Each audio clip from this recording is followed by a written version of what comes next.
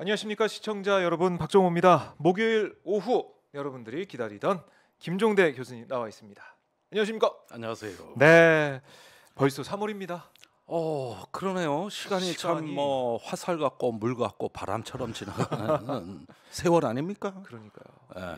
이게 노화 현상의 하나가 뭐냐면 네. 제일 먼저 무뎌지는 게 시간 감각이에요. 아하. 그러면서 이제 다음으로 뭐 미각, 청각 여러 가지가 이렇게 감각이 퇴화되는데 시간이 빨라진다.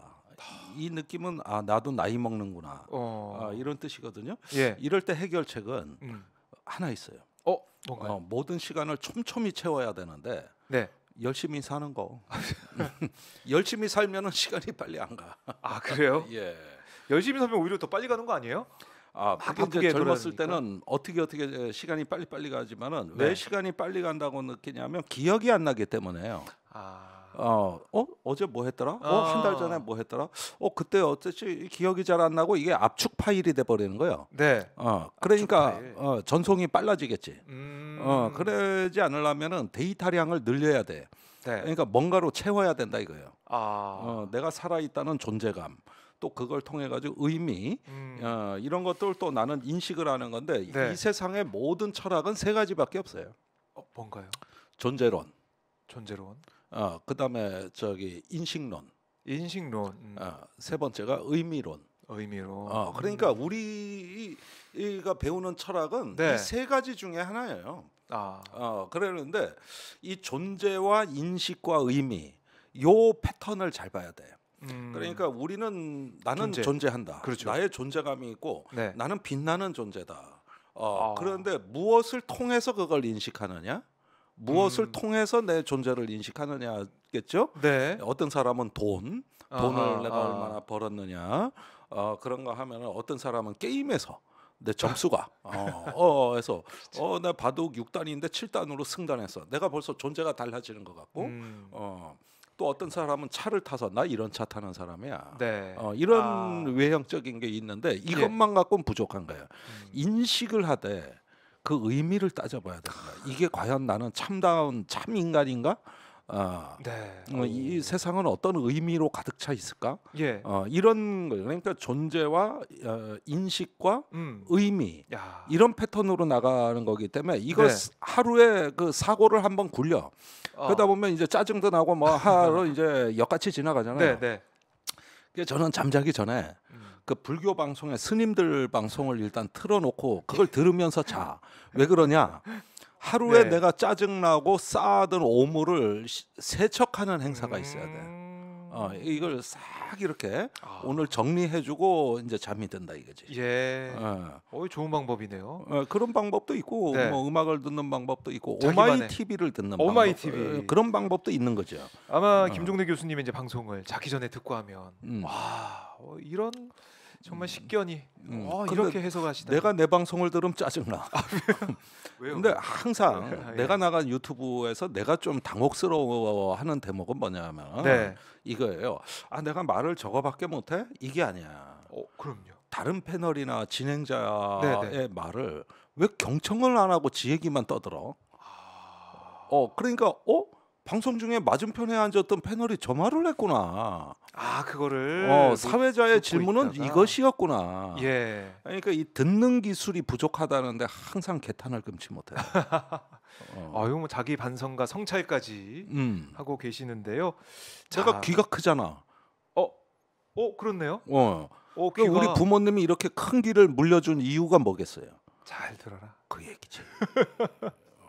그런데 입만 살아가지고 그냥 반성합니다. 네, 이 김종대 교수님이 좀 반성도 하시면서 큰 귀를 또 자랑도 하시면서 네. 제가 방송을 시작해봤는데, 진짜 이 존재론, 인식론, 의미론 이 세 가지 들어보니까 정말 그렇다라는 느낌이 들고, 네. 어제가 3.1절이었습니다. 네. 104주년 3.1절인데 뭐 우리가 계속해서 이 기념식에서 주목하는 것 중에 하나가 바로 대통령 기념사죠. 네. 3.1절이기 때문에 더 많은 사람들이 관심을 갖고 지켜봤는데 글쎄요, 이 어떤 의미가 있었는지 이걸 좀 글쎄. 제가 분석해봐야 될 것 같습니다. 의미론 말씀하셨었는데 총평 예. 어땠습니까? 아니 뭐 완전한 식민사관의 현대적 부활이다. 그랬는데 이게 그 과거 정부를 폄하하고 네. 새로운 윤석열 정부에서 이제 일본과 협력하겠다, 네. 보편적 가치를 네. 공유하는 이웃 파트너다. 네. 뭐 전 여기까지는 이해할 수 있어요, 사실은. 음. 뭐 보수 정부고 원래 생각이 그건데 그 말 정도 못 하겠냐 네. 하는데 문제는 뭐냐면은 어떤 그 식민의 상처에 아직까지도 고통받고 있는 우리 강제징용 노동자들 그럼요. 위안부 이런 문제에 대해서 일체 언급을 하지 않고 그러면서 이제는 일본이 과거의 군국주의 침략 세력이 아니라 미래로 함께 가야 할 동반자 파트너 네. 이렇게 이야기를 하는 데서 느껴지는 역사에 대한 불성실함 그다음에 음. 어떤 하나의 그걸 넘어 배신으로까지 느껴져죠. 예, 그건 너무나 짧은 1,300자 그래 이것도 뭐 신문 칼럼 분량도 안 되는 거예요. 제일 짧은 신문 칼럼이 1,700자예요. 제가 쓰는 거. 대부분 그래요? 2,000자 가까이 되고 그래요. 그것도 안 됐군요. 한겨레가 2,100자입니다. 그런데 그거보다도 거의 한 700자가 더 적으니까 그래서 툭 던지고 마는 이런 뭐 항상 윤 대통령 연설이 그렇습니다만은 그러면서 이제 역사에 대한 어떤 불성실함 네. 이런 것들로 그 3.1절 경축식에서 말이죠. 다른 자리도 아니고 그런데 이런 어떤 몰 역사적인 게 있어가지고 제가 챗 GPT한테 챗GPT. 예. 조금 전에 네. 한국 대통령의 3.1절 경축사 좀 작성해줘. 이랬더니 떴어. 떴어요? 즉시 떴어. 진짜 나왔어요? 근데 이거 한번 읽어드릴 테니까 잘 들어보셔. 예. 챗GPT가 얘기하는 예. 기념사 경축사. 예. 존경하는 국민 여러분, 오늘은 대한민국의 중요한 국경절인 3.1절입니다. 이날은 우리 역사에서 일본 식민지 통치로부터 탈출하고 대한민국의 독립을 선언한 날입니다. 네. 멋있어. 이제 우리는 일제 강점기에 당시 일본의 악랄한 침략에 의해 자유를 잃었던 고통스러운 역사를 떠올리며 그 과정에서 많은 희생을 치르고 많은 이들이 스스로 희생을 택했다는 것을 기억해야 합니다.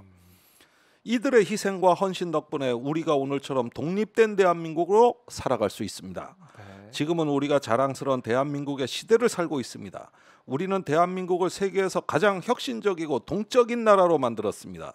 그러나 우리가 무엇을 성취할 수 있었던 것은 역사를 통해 배운 것들과 네. 그러한 역사를 만들어준 분들께서 우리에게 남긴 유산 덕분입니다.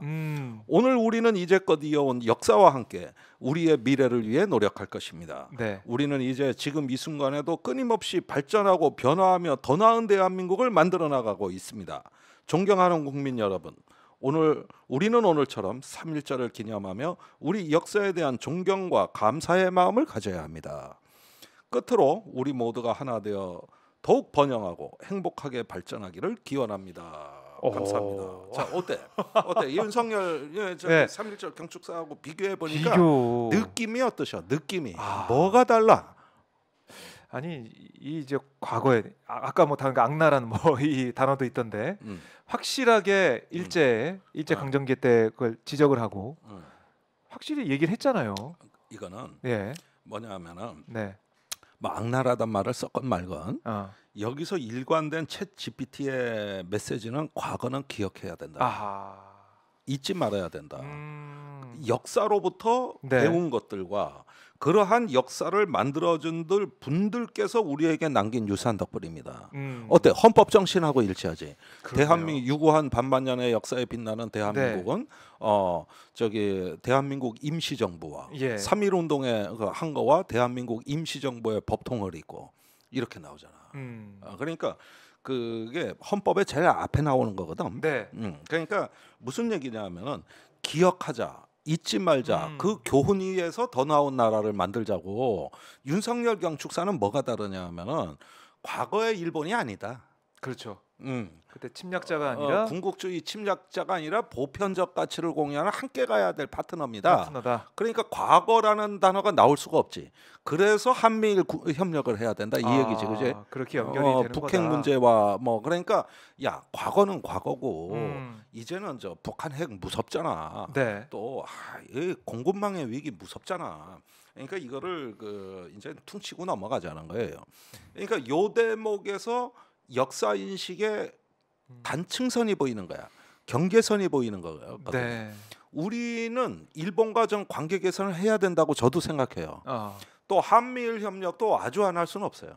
어떤 면에서는 이제 그 독자에 혼자 고립된 국가로 우리가 어차피 살아가긴 어려워요. 네. 그렇다면 협력은 해야 되는데, 그러나 그 협력이라는 것은 과거에 대한 기억은 잊지 말고 그 역사의 맥락에서 우리가 일본이 하나의 어떤 그 평화롭고 자유롭고 네. 그러면서 민주주의를 신봉하는 어떤 그런 나라로 남기를 원하는 거고, 그럴 때 그 일본 시민의 유전자 속에 내재한 평화적 본성에 호소해서 네. 우리가 그 함께 손잡고 가겠다.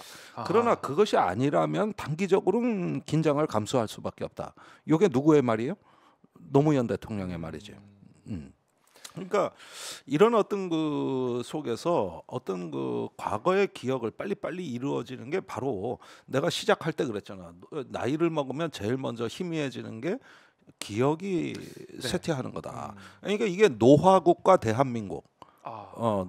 노쇠해지는 어떤 그 역사적 담론에 지금 다가가 있는 거예요, 이게. 그렇게까지 의미를 확장해서 볼 수가 있군요. 예, 그렇죠. 그러니까 기억의 전쟁이에요, 역사라는 것은. 아직도 그 저기 중국 삼국 시대 때 저기 제갈량이 진짜 영웅이냐 아니냐로 중국 학자들은 아직도 논쟁을 하거든. 그 거의 뭐 1500년 전 얘기죠.